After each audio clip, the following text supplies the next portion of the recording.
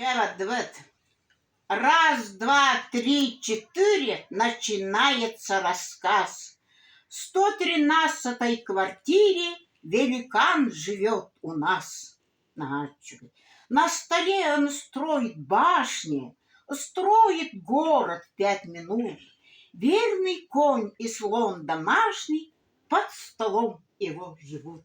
Основна нервом. Нагадочку. Вынимает он из шкафа длинного жирафа.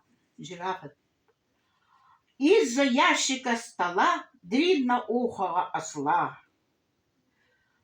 Полон силы богатырской, он от дома до ворот целый пояс пассажирский на веревочке ведет.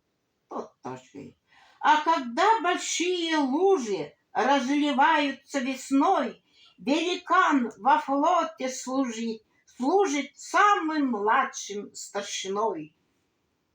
У него бушлат матросский, на бушлате якоря, крейсеров миноносский он ведет через моря.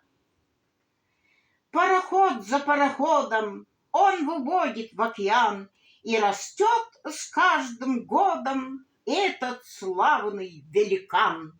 Начал он дело. Хайдавай? Начал.